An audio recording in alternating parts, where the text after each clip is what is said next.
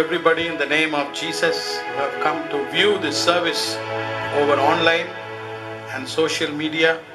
இந்த ஆராதனையை பார்க்கும்படியாக கேட்கும்படியாக வந்திருக்கிற ஒவ்வொருவரையும் நாங்கள் இயேசுவின் நாமத்திலே வரவேற்கிறோம். நாம் கண்களை மூடி தலைகளை வணங்கி நாம் ஜெபிப்போம். அன்பின் பிதாவே, இந்த காலை ஆராதனைக்காக ஸ்தோத்திரம். கர்த்தர் எங்களுக்கு நல்லவர், கர்த்தர் எங்களுக்கு வல்லவர், எங்களோடு கூட இருந்து எங்களை ஆசீர்வதிக்கிற தேவன். இந்த நாளின் ஆராதனை நேரத்திலும் எங்களுடைய இருதயத்தையும் எங்களுடைய கண்களையும் ஒருமுகப்படுத்தி உம்மை நோக்கி நாங்கள் செபிக்க, உம்மை நோக்கி ஆராதிக்க, பாடும்படியாக, ஆண்டவருடைய வசனத்தை கேட்கும்படியாக, ஆண்டவரே எங்கள் இருதயத்தை நீர் பக்குவப்படுத்தி ஆசீர்வதிக்கும்படியாக எங்களை உடைய கரத்தில் ஒப்புக் கொடுக்கிறோம். ஆண்டவர் நீர் மகிமைப்படுவீராக. Let the name of Jesus be glorified and let everybody who participates in this service be blessed. ஒவ்வொருவரும் இன்றைக்கு ஆசீர்வதிக்கப்படட்டும். இயேசுவின் நாமத்தில் ஜெபிக்கிறோம் பிதாவே, ஆமென்.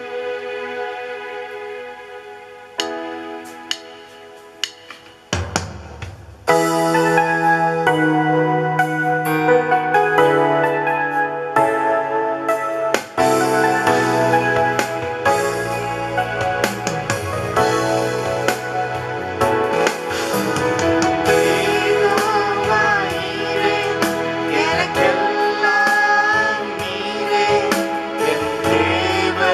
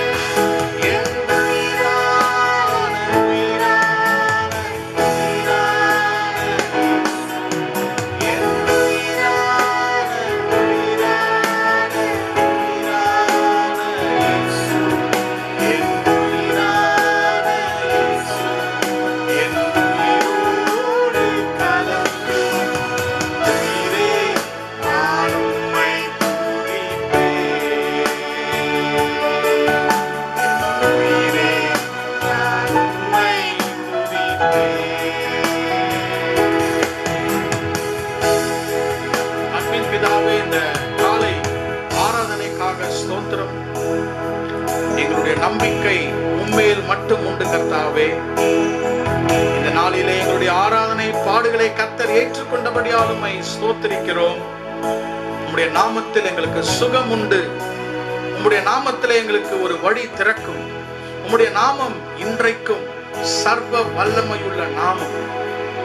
இயேசு கிறிஸ்து நேற்றும் இன்றும் என்றென்றும் மாறாதவராய் இருக்கிறீர். உம்மை நான் ஸ்தோத்திரிக்கிறோம், உம்மை துதிக்கிறோம். தொடர்ந்து நீர் எங்களை ஆசீர்வதியும். இயேசுவின் நாமத்தில் ஜெபிக்கிறோம் பிதாவே, ஆமென்.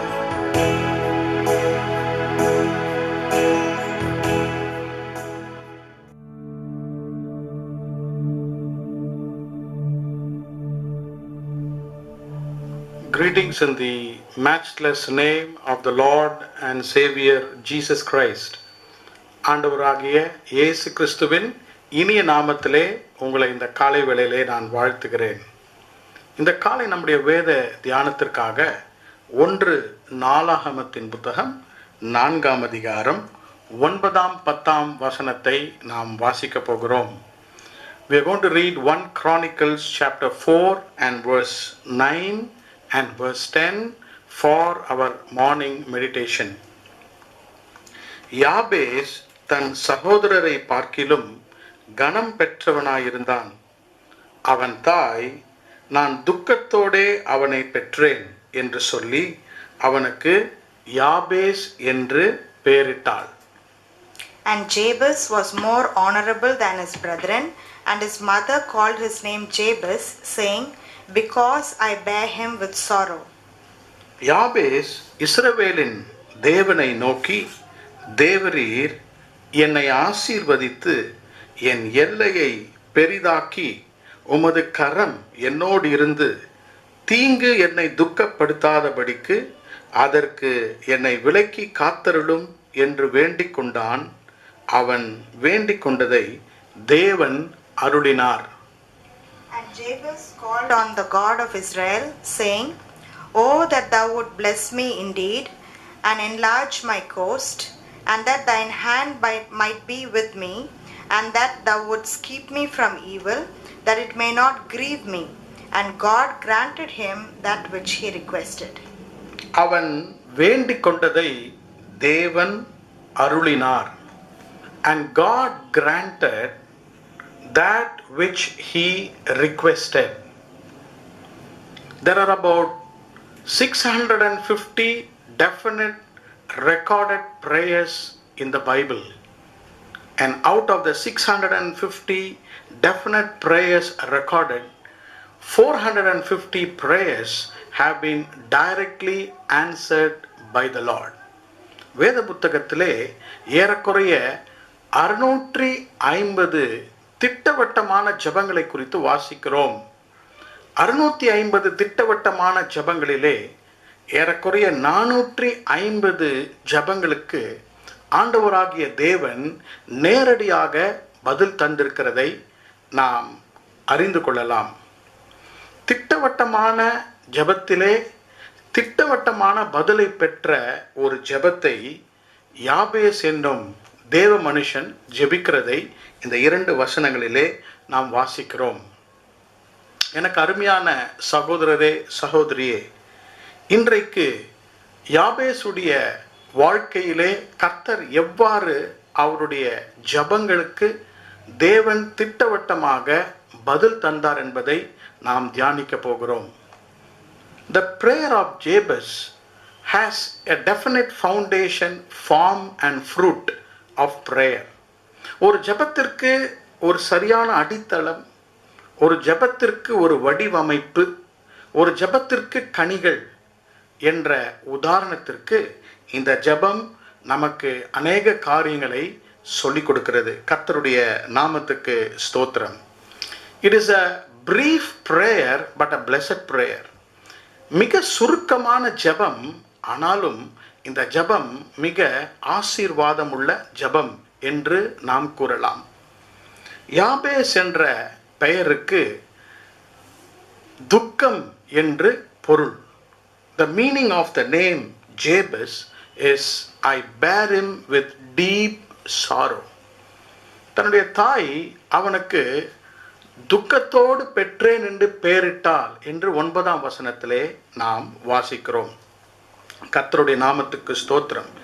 Jebus was a man of prayer who was able to turn over his destiny. சாபம் துக்கம் என்ற ஒரு நிலைமையிலிருந்து ஆசீர்வாதத்தின் முடிவுக்கு நேராக தன் வாழ்க்கையை ஜெபத்தினால் மாற்ற வல்லவராக இருந்தான். இந்த காலை வேளையிலே இந்த வார்த்தையை கேட்டுக்கொண்டுகிற உங்களுக்கு கர்த்தர் சொல்லுகிற ஒரு காரியம், உங்களுடைய எதிர்காலத்தை உங்களுடைய ஊக்கமான ஜெபத்தால் உங்களால் மாற்ற முடியும். நான் சபிக்கப்பட்டிருக்கிறேன், என் வாழ்க்கையிலே மிகவும் தடைகள் காணப்படுகிறது, என்னை பெற்றவர்களும் மற்றவர்களும் என் வாழ்க்கையிலே அநேக காரியங்கள் நடைபெறவில்லை என்று துக்கப்படுகிறார்கள் என்று சொல்லுகிற உங்களை பார்த்து கர்த்தர் இந்த காலையிலே சொல்வது, யாபேசை போல ஊக்கத்தோடு ஜெபிக்கும் பொழுது அவன் வேண்டிக் கொண்டதை கர்த்தராகிய தேவன் அருளினார். இன்றைக்கு நீங்கள் வேண்டிக் கொள்ளுகிற காரியங்களை இந்த தேவனாகிய கர்த்தர் உங்களுக்கு நிச்சயமாக தருவார். கர்த்தருடைய நாமத்திற்கு மகிமை உண்டாவதாக. 9ஆம் 10ஆம் வசனத்தை வாசிக்கும் பொழுது யாபேசுடைய வாழ்க்கையை 3 பகுதிகளாக பிரித்து 2 வசனங்களையும் இந்த காலை வேளையிலே நாம் தியானிப்போம். முதலாவதாக, we are able to see a divine designation in his life.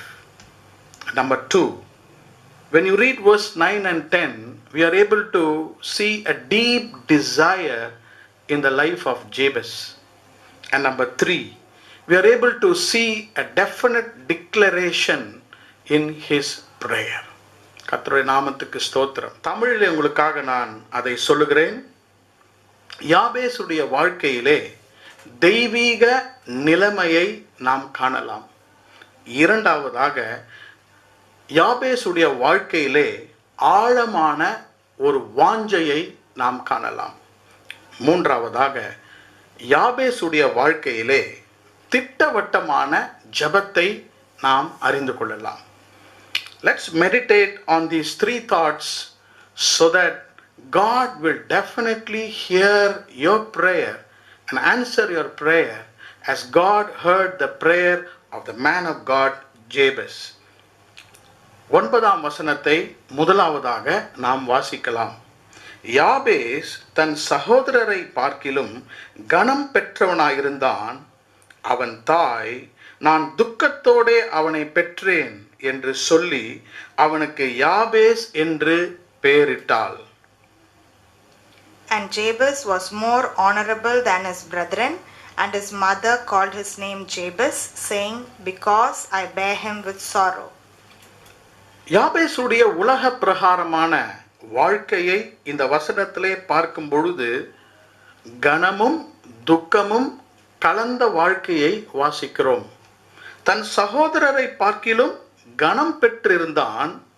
அதே வசனம் சொல்லுகிறது, தன் தாய் அவனை துக்கத்தோடே பெற்றாள் என்று வாசிக்கிறோம்.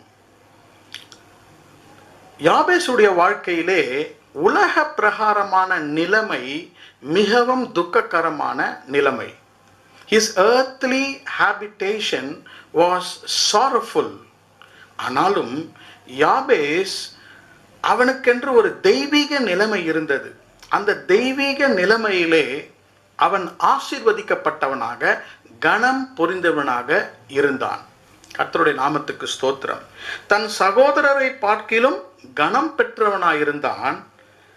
ஆனால் தன்னுடைய தாய் அவனுக்கு யாபேஸ் என்று துக்கத்தோடு பெற்றன் என்று பெயரிட்டாள் என்றால், we see a human perspective about his life and we see a heavenly perspective about his life. ஆண்டவர் பரலோகத்திலிருந்து யாபேசுடைய வாழ்க்கையை அவன் மிகவும் கனம் பெற்றவன் என்று கர்த்தர் வைத்திருந்தார். உலக பிரகாரமாக இவனுடைய வாழ்க்கை முழுவதும் துக்கத்தால் நிறைந்திருக்கிறது என்பதை மனிதர்கள் அறிந்து கொண்டார்கள். உலகத்திலே நமக்கு நடைபெறும் காரியங்கள் நம்முடைய இருதயத்தையும் மற்றவர்களுக்கும் துக்கத்தை கொண்டு வரலாம். ஆனாலும் ஆவிக்குரிய நிலைமையை நாம் தெய்வீகத்தோடு பெற்று வாழ்வதுதான் ஆசீர்வாதமான வாழ்க்கை. Outwardly it may be a sorrowful for earthly people, but according to the heavenly perspective we are blessed people. கர்த்தருடைய நாமத்துக்கு ஸ்தோத்திரம். What was his divine designation? அவருடைய தெய்வீக நிலைமை தான் என்ன? இரண்டு காரியத்தை உங்களுக்கு சொல்ல விரும்புகிறேன். In verse 9 we are able to see his name and his nature. யாபேசனுடைய பெயரையும் யாபேசனுடைய சுபாவத்தையும் குறித்து வாசிக்கிறோம். ஏன் அவனுக்கு யாபேஸ் துக்கத்தோடு பெற்றன் என்று தாய் பெயரிட்டார் என்று குறிப்பாக காரணங்கள் வேதத்தில் இல்லை. ஒருவேளை அவனுடைய தகப்பன் மரித்து இறந்து போயிருக்கலாம் என்று சொல்லுகிறார்கள். அவனுடைய வாழ்க்கையில ஏன் இப்படிப்பட்ட ஒரு துக்கம் வந்தது என்று சொல்லும் பொழுது, தன்னுடைய சகோதரர்கள் ஒருவேளை அவனுடைய சுதந்திரத்தை களவாடி இருக்கலாம் என்று கருதுகிறார்கள். ஒருவேளை அவன் பிறந்திருக்கிற நாட்களிலே தேசத்திலே யுத்தங்களும் பஞ்சங்களும் இருந்திருக்கலாம் என்று சொல்லுகிறார்கள். எப்படிப்பட்ட காரணங்களை நாம் சொன்னாலும் அவனுடைய வாழ்க்கை அவன் பெயருக்கேற்றவாறு துக்கம் நிறைந்ததாக காணப்பட்டது. கர்த்தருடைய நாமத்துக்கு ஸ்தோத்திரம். He felt the deepness of sorrow in his heart. அவனுடைய வாழ்க்கையில இருதயத்திலே அந்த ஒரு விதமான துக்கத்தை உணர்ந்தவனாக இருந்தான். ஆனாலும் அவன் தன் பெயருக்கு ஏற்றவாறு துக்கத்தோடு வாழாமல் வேதம் சொல்கிறது அவன் சகோதரரை பார்க்கிலும் கனம் பெற்றவனாக இருந்தான். கர்த்தருடைய நாமத்துக்கு ஸ்தோத்திரம்.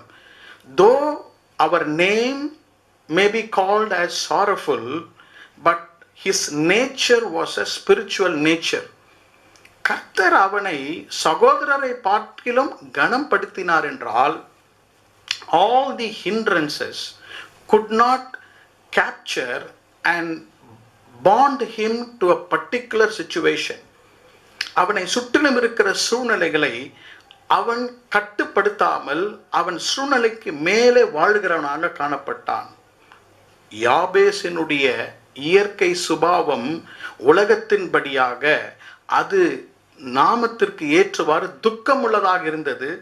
ஆனாலும் அவன் கனம் பொருந்தினாயிருந்தபடியினால் அவன் ஆண்டவருக்கு அவனுடைய வழிகளை மேற்கொண்டு அவன் சாத்தியக்கூறுள்ள வாழ்க்கையை வாழ்ந்தான். எனக்கு அன்பான சகோதர சகோதரிகளே, you need to have a divine designation like Jabez.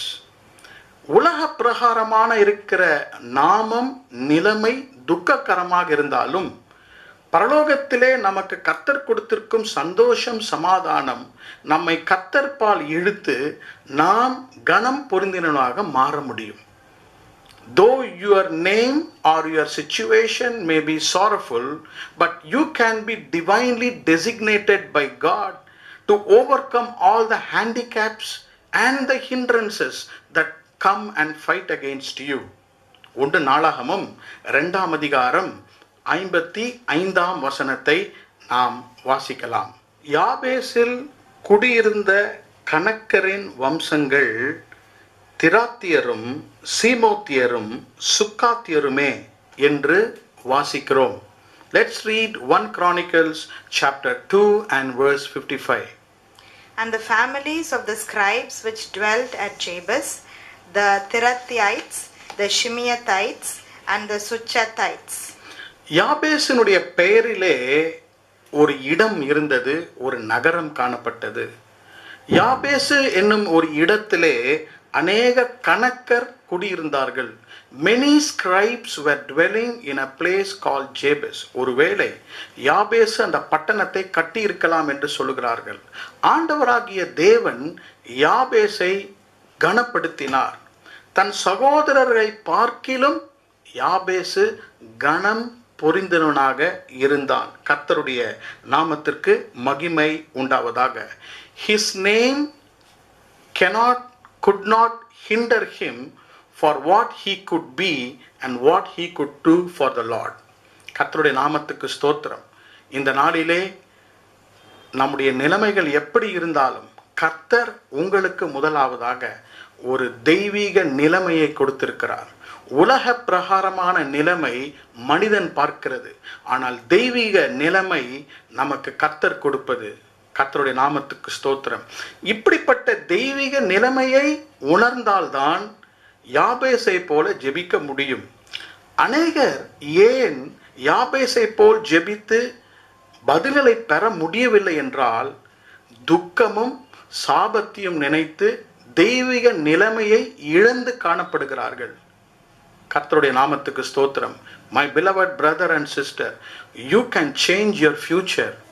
You can change your destination by praying the prayer of Jabez. But before you pray, you should know who you are and what God can do through you. இரண்டாவது குறிப்புக்கு நேராக நாம் கடந்து செல்வோம். 10ஆம் வசனத்தை உங்களுக்காக நான் வாசிக்கிறேன். Let's read verse 10 of 1 Chronicles chapter 4.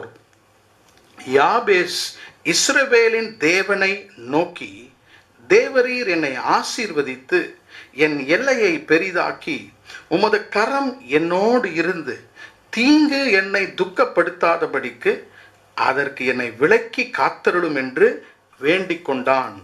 அவன் வேண்டிக் கொண்டதை தேவன் அருளினார்.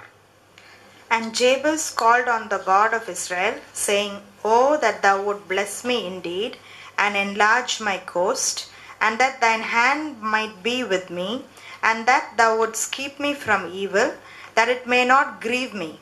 And God granted him that which he requested. 10ஆம் வசனத்தின் முதல் வாக்கியத்தை மட்டும் நான் உங்களுக்கு பேச விரும்புகிறேன். I call it the deep desire that Jabez had in his heart. யாபேசின் இருதயத்தில் இருந்த ஆழமான வாஞ்சை.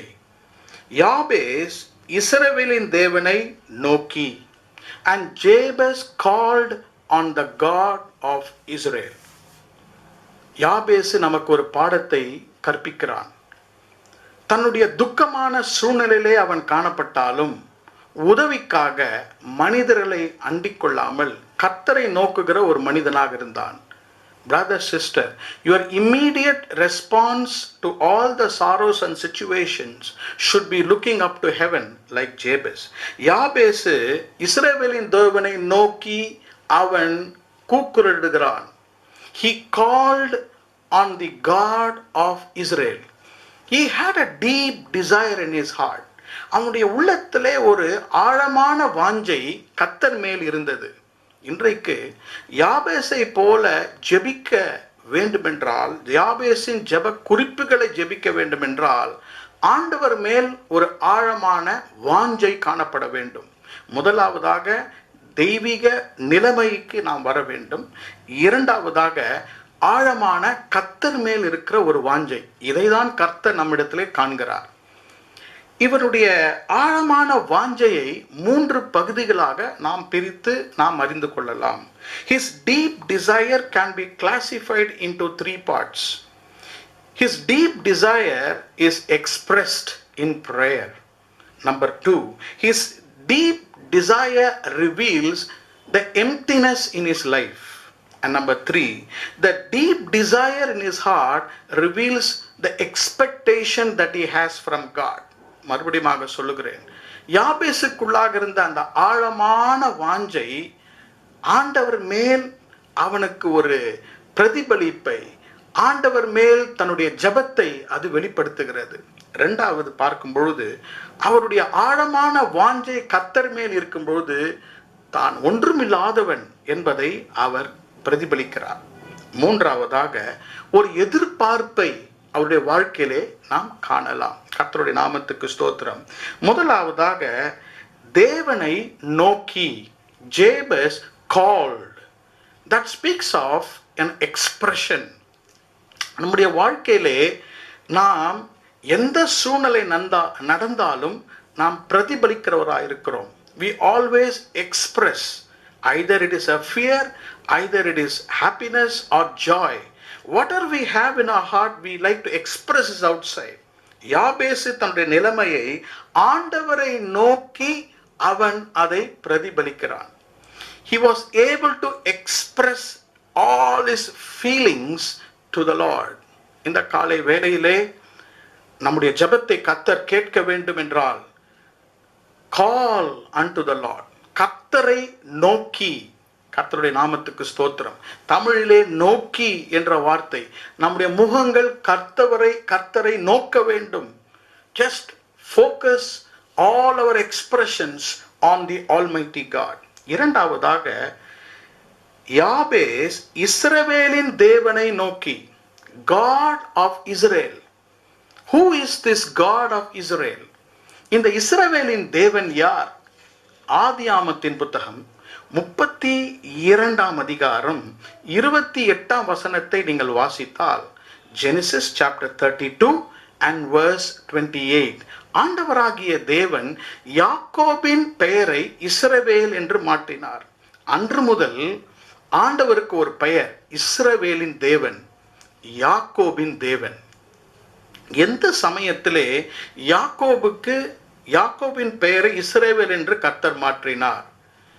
The Lord emptied Jacob of all his strength. அவனோடு கூட போராடின மனிதன் இரவு முழுவதும் யாக்கோபோடு கூட அவனுடைய பலத்தை எல்லாம் வற்றி போக செய்தான். When we feel that we are so emptied of ourselves, God fills us with himself. யாபேசு இஸ்ரவேலின் தேவனை நோக்கி ஜெபித்தார் என்று சொல்லும் பொழுது, he was reminding us about Jacob. யாக்கோபின் தேவன், இஸ்ரவேலின் தேவன். இந்த இஸ்ரவேலின் தேவன் என்ன செய்கிறார்? நம்மை வெறுமையாக்குகிறார். நம்முடைய மூளை அறிவு, நம்முடைய ஞானம், நம்முடைய பலன் எல்லாவற்றையும் கர்த்தர் வெறுமையாக்கி அவரால் நம்மை நிரப்புகிறார். நான் நினைக்கிறேன், யாபேசு கர்த்தரை பார்க்கும் பொழுது, அவர் இஸ்ரவேலின் தேவனை நோக்கி ஜெபிக்கும் பொழுது, ஆண்டவரே என்னை யாக்கோபை போல வெறுமையாக்குகிறேன் என்று அவர் ஜெபித்திருப்பார். இன்றைக்கு யாபேசினுடைய குறிப்புகளை ஜெபிப்பதற்கு முன்பதாக, லார்ட் எம்டி மை செல்ஃப், கர்த்தாவே என்னை வெறுமையாக்கும் என்று நாம் ஜெபிக்க கற்றுக்கொள்ள வேண்டும். மூன்றாவதாக அவருடைய ஆழமான வாஞ்சையை பார்க்கும்போது, there is always an expectation in prayer. ஜெபிப்பதற்கு முன்பதாக என்ன சொல்லுகிறார்? தேவரீர் என்னை ஆசீர்வதித்து, ஓ that thou wouldest bless me. ஆசீர்வாதங்கள் வரும் என்ற ஒரு எதிர்பார்ப்பு. ஒவ்வொரு முறை நாம் ஜெபிக்கும் பொழுதும் நம்முடைய இருதயத்தில் என்ன ஆசை இருக்க வேண்டும்? ஆண்டவரே நிச்சயமாக அந்த ஆசீர்வாதத்தை நான் எதிர்பார்த்து ஜெபிக்கிறேன். Always have an expectation from God. கர்த்தர் எனக்காக செய்வார்.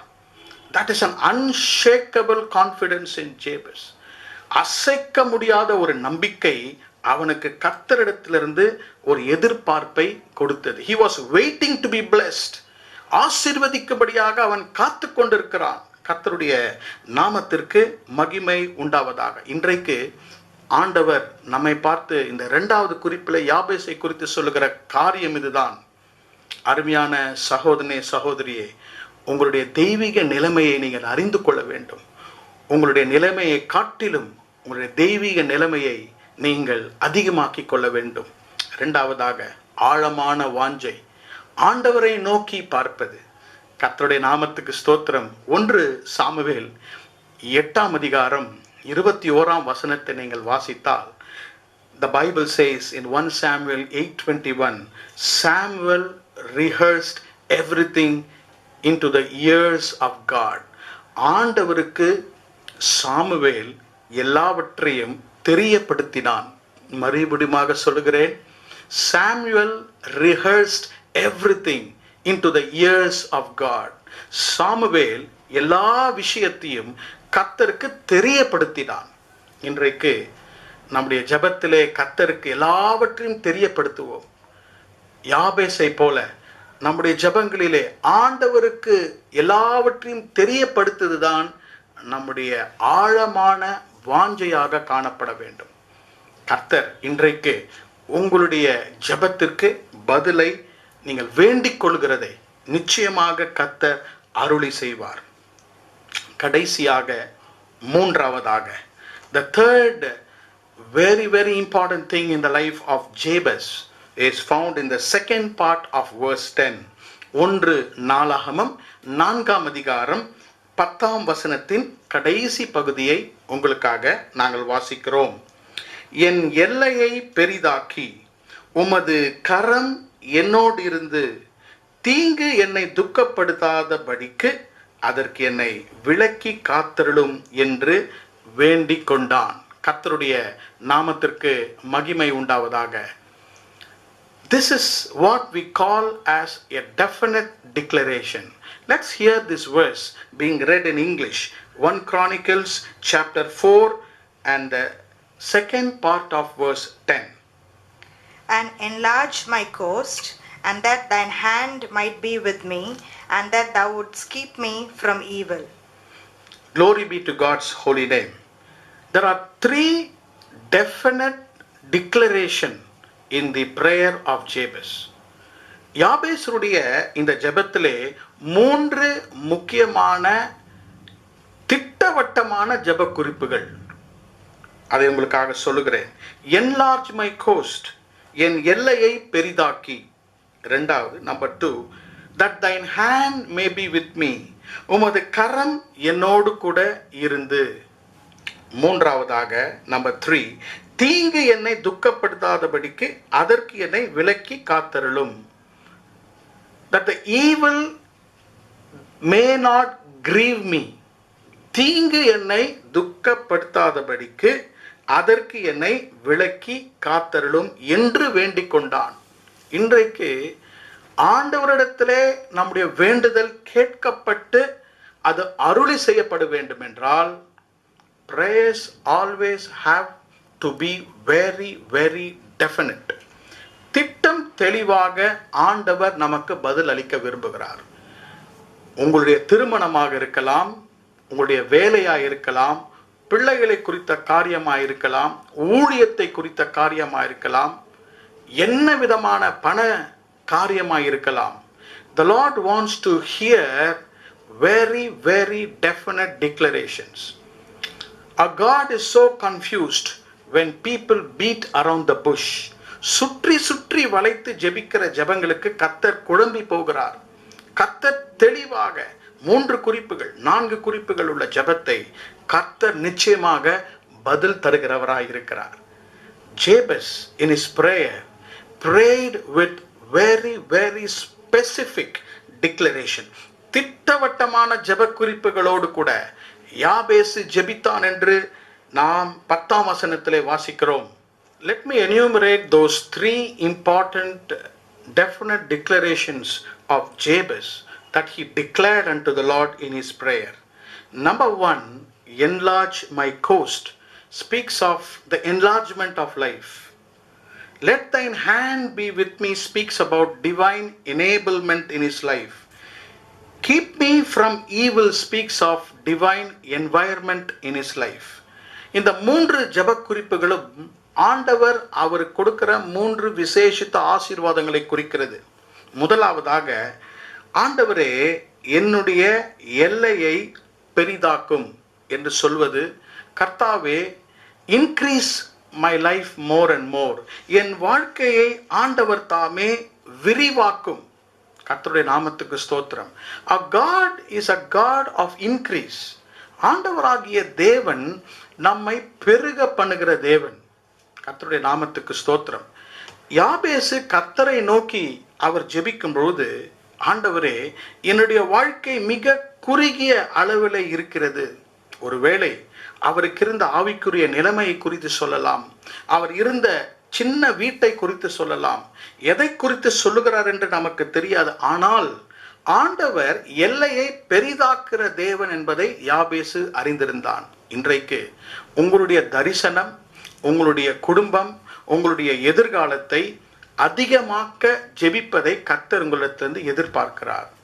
The Lord wants you to pray unto him that the Lord will enlarge the territory of your life. வேத புத்தகத்திலே அநேக எல்லைகளை குறித்து வாசிக்கிறோம்.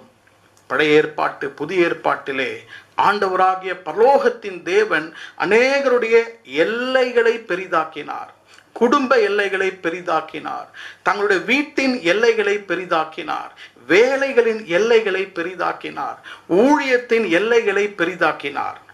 உங்களுக்கு கர்த்தர் எந்த எல்லையை பெரிதாக்க வேண்டும்? The Lord desires to enlarge the territory and the coast of your life. But do you like God to do that? You have to pray like Jabez. ஆண்டவரே, என்னுடைய எல்லையை பெரிதாக்கும். கர்த்தருடைய நாமத்துக்கு ஸ்தோத்திரம். இரண்டாவதாக, அவருடைய திட்டவட்டமான ஜெபத்திலே 10ஆம் வசனத்தை வாசிக்கிறேன். உமது கரம் என்னோடு இருந்து என் எல்லையை பெரிதாக்கும். அது ஒரு பெரிய ஆசீர்வாதம். ஆனால் அதைவிட பெரிய ஆசீர்வாதம் என்னவென்றால், உம்முடைய கரம் என்னோடு கூட இருக்க வேண்டும். கர்த்தருடைய நாமத்திற்கு மகிமை உண்டாவதாக. Why I am saying that? Enlarged territories demands more responsibilities. ஆசீர்வாதங்கள் அதிகம் வேண்டும் என்று கர்த்தரிடம் கேட்டு கர்த்தர் எல்லைகளை பெரிதாக்கும் பொழுது நம்முடைய மனதிலே ஒன்றை ஞாபகம் வைத்துக் கொள்ள வேண்டும். பொறுப்புகளும் அதிகமாகிறது. அதிக ஆசீர்வாதங்கள், அதிக பொறுப்புகள். மோர் பிளெஸிங்ஸ், ஹை மெயின்டெனன்ஸ். அதிக ஆசீர்வாதங்கள் என்றால் ஆசீர்வாதத்தை தக்க வைத்துக் கொள்ள நமக்கு ஒரு வல்லமை வேண்டும். அதை தான் இங்கு யாபேசு சொல்லுகிறார். Lord, when I have greater demand from you, I need more strength to maintain and sustain God's blessing in my life. அநேகருடைய வாழ்க்கையில இந்த ரகசியத்தை இழந்து விடுகிறார்கள். ஆசீர்வாதத்தை கர்த்தரிடத்திலிருந்து பெற்று வாங்கிக் கொள்ளுகிறார்கள். ஆனால் அந்த ஆசீர்வாதத்தை கையாண்டு நடத்துவதற்கு நமக்கு கர்த்தருடைய கரம் அவசியம். இதை அருமையாக இவர் வாழ்க்கையிலே அறிந்திருந்தார். யாபேஸ் என்ன சொல்லுகிறார்? Lord, your hand should be with me. தேவரீர், உம்முடைய கரம் என்னோடு கூட இருக்க வேண்டும். ஏன்? எனக்கு நீர் கொடுத்திருக்கிற பெரிய எல்லையை கையாளுவதற்கு என் கரத்தின் பலன் போதாது, உம்முடைய கரத்தின் பலன் எனக்கு வேண்டும். My power and the strength of my hand is not enough. I need your strength. உம்முடைய கரத்தின் பலன் எனக்கு வேண்டும். Lord, I need your hand that represents power and enablement. கர்த்தருடைய நாமத்துக்கு ஸ்தோத்திரம். You are an able person, but you have to be enabled by the hand of God. கர்த்தருடைய நாமத்துக்கு ஸ்தோத்திரம். Ability with the hand of God enables you to do more things with greater responsibility. அருமையான கர்த்தருடைய பிள்ளைகளே, உங்களுக்கு இந்த உலகத்தில் அநேக பொறுப்புகள் இருக்கிறதா? அநேக வேலைகள் இருக்கிறதா? யாபேசை போல ஜெபிக்க வேண்டும். ஆண்டவரே, என் பலனை காட்டிலும் உம்முடைய கரத்திலே பலன் அதிகமாயிருக்கிறது. உம்முடைய பலன் எனக்கு வேண்டும். கர்த்தருடைய நாமத்துக்கு ஸ்தோத்திரம். The third last thing about his definite declaration, தன்னுடைய ஜெபத்தின் திட்டவட்டமான குறிப்பு மூன்றாவது பாருங்கள். தீங்கு என்னை துக்கப்படுத்தாத படிக்கு அதற்கு என்னை விலக்கி காத்தருளும். கர்த்தருடைய நாமத்துக்கு ஸ்தோத்திரம். Let's also hear that in English. 1 Chronicles chapter 10 and that particular portion, தீங்கு என்னை துக்கப்படுத்தாதபடிக்கு அதற்கு என்னை விலக்கி காத்தருளும். And that thou wouldst keep me from evil, that it may not grieve me. Keep me, Lord, from the evil, that it might not grieve me. கர்த்தருடைய நாமத்துக்கு ஸ்தோத்திரம். He did not pray to be kept away from evil, but he prayed that he will not be grieved by the evil. தீங்கு வரவே கூடாது என்று யாபேசு ஜெபிக்கவில்லை. அவனுக்கு நேராக வருகிற தீங்கு அவனை துக்கப்படுத்தக்கூடாது. ஏன் அப்படி ஞானத்தோடு ஜெபிக்கிறான் என்றால், blessings always attracts enemies. ஆசீர்வாதங்கள் சத்துருக்களை நமக்கு நேராக பார்க்க வைக்கும். எப்படி என்றால், பிசாசானவன் ஒரு கர்த்தருடைய பிள்ளை ஆசீர்வதிக்கும் பொழுது அவன் மிகவும் பொறாமை கொள்ளுகிறான். ஆகவேதான் யாபேசு சொல்லுகிறான், Lord, there's going to be an increased activity in my territory. எனக்கு பெரிய எல்லையை கொடுத்தீர், உம்முடைய கரத்தின் வல்லமையை கொடுத்தீர், அநேக காரியங்களை I am achieving greatness after greatness. நான் இப்படியாக வளர்ந்து கொண்டு போகும்பொழுது என்னுடைய எல்லையிலே சத்துருக்கள் என்னை பார்க்கிறார்கள். சத்துருக்களுடைய தீமையான காரியங்கள் அதிகமாகி கொண்டிருக்கின்றன. கர்த்தருடைய நாமத்துக்கு ஸ்தோத்திரம். And we are always vulnerable to all the attacks of the devil. இன்றைக்கு நமக்கு எதிராக வரும் பிசாசின் தந்திரங்களுக்கு நாம் வெளிப்படையாக காணப்படுகிறோம். ஆகவேதான் யாபேசு சொல்கிறான், கர்த்தாவே என் எல்லையை பெரிதாக்கினீர், அந்த எல்லையிலே நான் வேலை செய்து வெற்றியை பெறுவதற்கு உம்முடைய கரம் என்னோடு கூட இருக்கிறது. மூன்றாவதாக, இப்படி நான் ஆசீர்வதிக்கப்படும் பொழுது, சத்துரு வரும்பொழுது இந்த தீமைகள் என்னை துக்கப்படுத்த கூடாது. இன்றைக்கு கர்த்தர் அப்படிப்பட்ட ஆசீர்வாதத்தை நமக்கு தருவாராக. அநேகருடைய வாழ்க்கையிலே வெற்றி மேல் வெற்றி வந்தாலும் அவங்களுடைய இருதயத்திலே ஒரு துக்கமான காரியங்கள் காணப்படுகின்றன. யாபேசு மிக அழகாக ஜெபிக்கிறார், கர்த்தாவே என்னை சுற்றிலும் தீமைகள் இருக்கலாம், let there be evil. கர்த்தருக்குள்ளாக பயபக்தியாய் வாழ்கிறவர்களுக்கு நிச்சயமாக உபத்திரவங்கள் உண்டு என்று இயேசு கிறிஸ்து சொல்லுகிறார். You shall have tribulation in this world, but be of good courage. I have overcome the world. அதைதான் இயேசு சொல்லுகிறார். இன்றைக்கு நம்மை சுற்றி நம்மை தாக்கும் எந்த விதமான தீங்கும் நம்மை துக்கப்படுத்தக்கூடாது. என்னுடைய செய்தியை நான் முடிக்கப் போகிறேன்.